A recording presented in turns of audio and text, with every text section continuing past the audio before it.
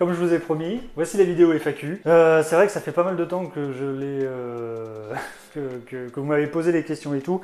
J'avais pas forcément beaucoup de temps à ce moment-là pour faire la vidéo. Donc là voilà, maintenant c'est chose faite. Je vous sors la vidéo. En tout cas, dans un premier temps, je vous remercie aux 300 abonnés de vous être abonné à ma chaîne, hein, parce que tout ça c'est grâce à vous, puis la chaîne évolue, etc.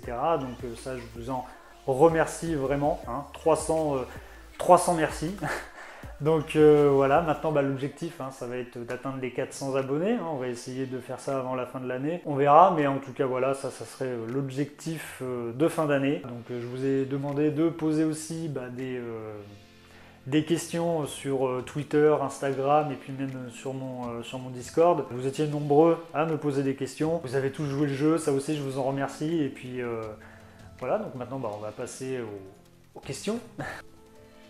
Ouais, je suis désolé, je suis un peu myope.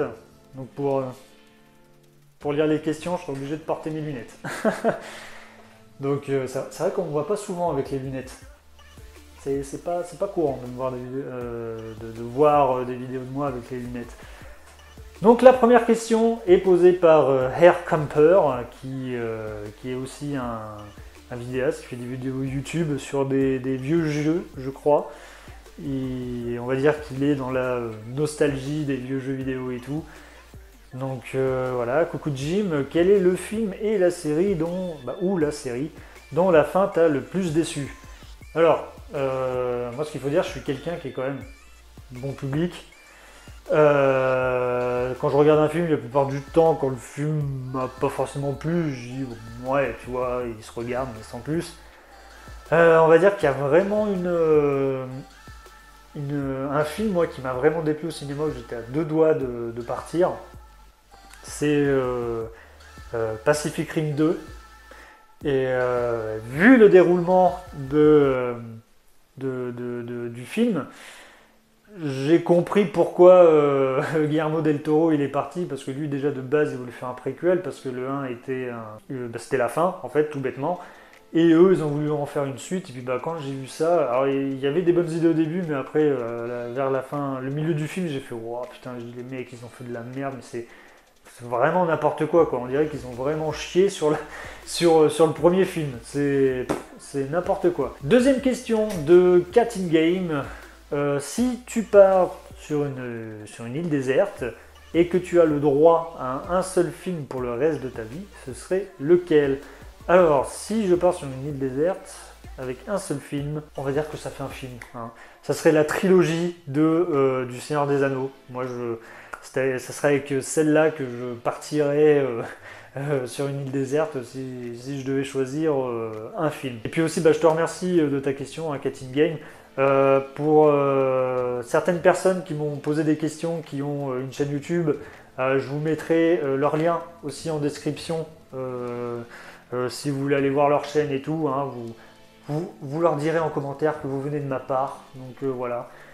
Et aussi, abonnez-vous à leur chaîne pour leur donner du soutien, et puis si cela vous plaît, leur contenu quoi. Petite question aussi de Jostoff. T'as passé combien de temps au cinéma dans ta vie et t'as regardé combien de films? Alors ça c'est une très très bonne question, Jostoff. C'est une très bonne question, je ne peux même pas te répondre, je suis désolé. C'est vrai que tu as passé combien de temps au cinéma dans ta vie? Ça, je ne pourrais te dire. J'ai dû passer bien pas mal de temps, je crois. Ce serait difficile de compter. Et tu as regardé combien de films? Pareil, j'en ai vu mais tellement des films, je peux même pas te dire combien j'en ai vu. Voilà, après je dis pas que je suis le gars qui en a vu plus que certains ou quoi que ce soit, mais voilà, j'en ai vu beaucoup et je pourrais même pas te dire combien, je sais même pas combien de DVD j'ai en plus. Donc je dois en avoir peut-être 200 en plus, je crois. Je dois en avoir pas mal, puis en plus il y en a d'autres qui sont dans les cartons et tout, parce que ça tient pas. Mais voilà, donc je stoppe, non? Ta question est intéressante, mais je peux pas te répondre vraiment pile poil le nombre qu'il faut quoi. Je pense que ça pourrait peut-être se compter en années. Ça pourrait peut-être se compter en années. Donc la prochaine question c'est Pincher Biker. Alors hello, ma question sera qu'est-ce qui t'a amené à devenir youtubeur et comment s'est fait ton choix pour le thème de tes vidéos? Alors, qu'est-ce qui m'a amené à devenir youtubeur? Et bien en fait, ce qui m'a amené à devenir youtubeur, tout bêtement, moi je suis un gros mordu de vidéos YouTube et je regardais surtout des vidéos de critiques ciné et tout pour essayer de me donner une idée sur le film en question que je voulais voir et tout. Et après je me suis dit, bah, pourquoi pas moi? Pourquoi pas moi, tout bêtement. Et puis j'essaye un peu de m'inspirer de ce que fait Durandal, de ce que fait Clapman, le genre du grenier un peu aussi, dans certaines de mes vidéos pour le style un peu jeu vidéo. Et puis comment s'est fait ton choix pour le thème de tes vidéos? Parce que je me suis dit que le jeu vidéo et les films sont parfois exactement pareils, parce qu'il y a des jeux vidéo qui se jouent et qui se regardent comme un film, et puis voilà, les films aussi. Et puis vu que je suis fan de ces deux thèmes-là, qui est le jeu vidéo et les films, je me suis dit ça serait bien de faire une critique sur les deux, même si il y en a une où je prends plus de temps pour faire une critique que l'autre.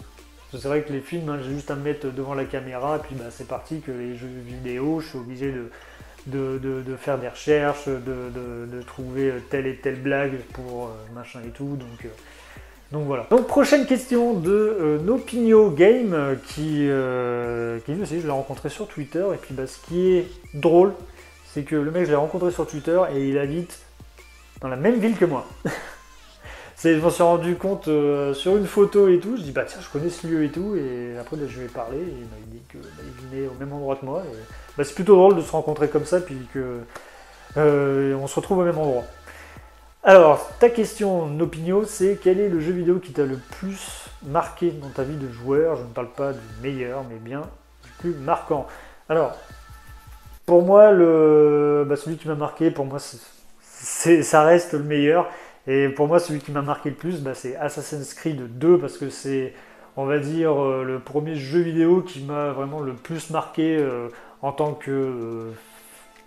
j'adore l'histoire, et vu que ça se passait pendant... ça se passe pendant la Renaissance, et voilà, vu que c'est l'Italie, j'aime bien l'Italie, etc.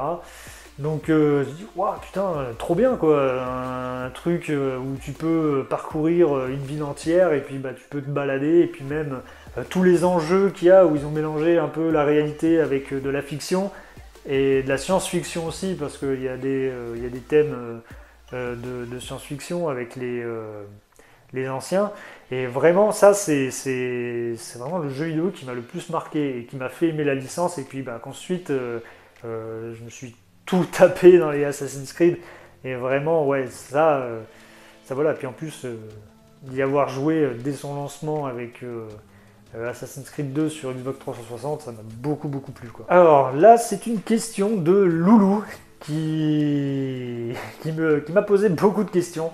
Donc pourquoi es-tu fan de cinéma de comics? Donc je vais essayer de les répondre un par un.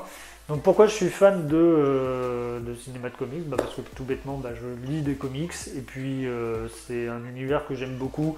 Alors je pense que là, ces derniers temps, c'est vrai que le cinéma hollywoodien font énormément de films sur des super-héros.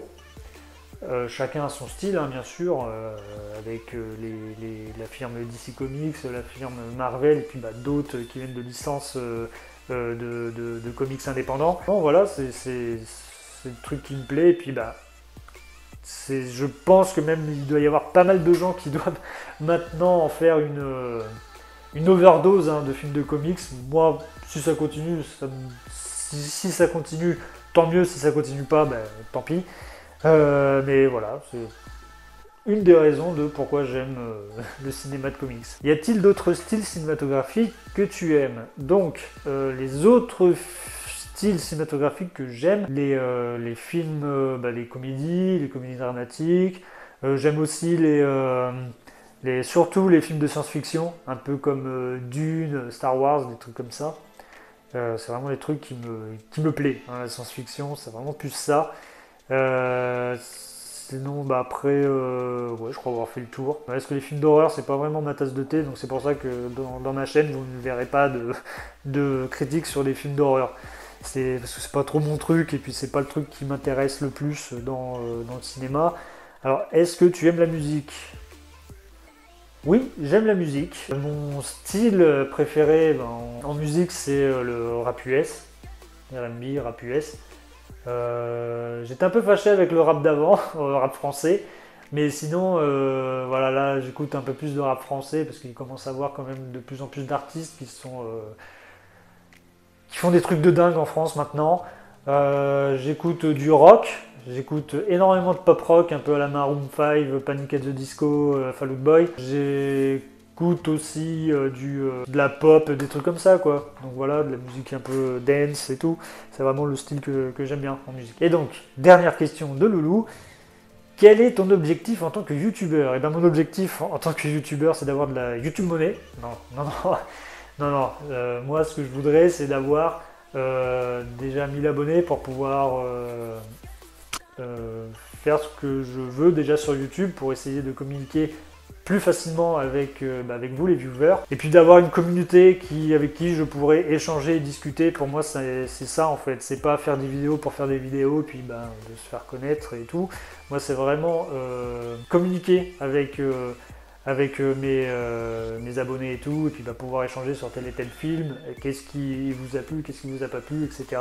C'est ce que j'essaye de chercher dans mes vidéos, hein, surtout que à la fin de mes vidéos, à chaque fois je vous dis de commenter pour pouvoir échanger avec vous. Et voilà, pour moi c'est ça un peu mes objectifs sur YouTube. Donc prochaine question là, c'est Sphinx, le pirate, qui lui est un Twitcher. Donc sa question c'est: Hello GG, ma question serait: quelles sont les différentes étapes nécessaires à la création de tes vidéos et lesquelles te prennent le plus de temps? Alors, ça aussi c'est une question très intéressante. Les différentes étapes, en fait, quand je fais des vidéos pour mes critiques cinéma, ça dépend. Il y a des fois, il y a des films où je vais y aller je vais écrire, ensuite je vais réciter mon texte et tout, je vais essayer de faire en sorte que ça ne se voit pas forcément. Sinon, j'y vais en improvisation, ça dépend. Des fois, j'ai des trucs à dire en tête, et puis je le dis, puis ça enchaîne, et puis voilà, et après je fais la vidéo, je pars au montage, et ensuite elle sort. Donc, les vidéos cinéma, c'est pas celle qui dure le plus longtemps à faire. C'est vraiment pour moi les critiques de jeux vidéo où déjà ça prend énormément de temps de jouer aux jeux vidéo, de tout faire, de tout regarder, de tout voir, ensuite de faire des recherches sur tel et tel truc.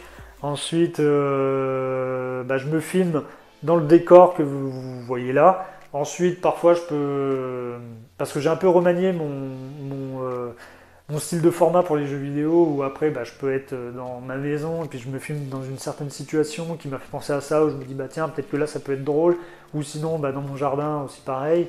Donc voilà, c'est vraiment les critiques de jeux vidéo qui me prennent énormément de temps. Petite question aussi de série and film by Olivier. Je crois fait maintenant des lives sur Instagram. Donc n'hésitez pas à vous abonner à son Instagram. Quel est le film qui t'a le plus mis mal à l'aise, genre effrayant et dégoûtant? Alors, moi il y a un film qui m'a mis vraiment mal à l'aise, où vraiment je me suis posé énormément de questions à la fin de ce film-là, et qui m'a énormément marqué ces dernières années, qui m'a beaucoup plu. C'est le film de Darren Aronofsky. Désolé si je corrige son nom. C'est Mother avec Jennifer Lawrence et puis Javier Bardem. Ce film-là m'a vraiment mis mal à l'aise, et puis les thématiques qu'il a choisies et tout dans son film, on se prend vraiment une claque, et puis je veux dire, tu restes vraiment scotché. T'es là, tu te prends tout dans la gueule, on te met ça, et puis maintenant tu te démerdes avec ça. T'es là. Je pense qu'un mec qui déprime et qui voit ce film-là déprimera encore plus. Mais voilà, c'est vraiment le truc qui m'a vraiment mis mal à l'aise. Alors, il n'était pas effrayant ni dégoûtant. Ah si, il y a peut-être des passages qui étaient un peu dégueulasses. Mais sinon, c'est vraiment mal à l'aise, oui. C'est vraiment ce genre de film-là qui m'a vraiment mis mal à l'aise. Et puis j'adore ces genres de films-là qui te font réfléchir et qui te font réfléchir sur la vie et tout, et vraiment c'est vraiment le style que j'aime bien. Bon voilà, je crois avoir fait tout le tour de toutes les questions que vous m'avez posées. Encore une fois, je vous en remercie encore. Je vous remercie pour les 300 abonnés, parce que tout ça c'est grâce à vous. Je remercie aux anciens comme les nouveaux. Donc on est on va essayer de grandir hein, petit à petit. L'objectif des 400, hein, on va essayer de les atteindre petit à petit aussi. Donc voilà, je vous remercie pour tout. Moi, je vous dis à une prochaine vidéo. Ciao!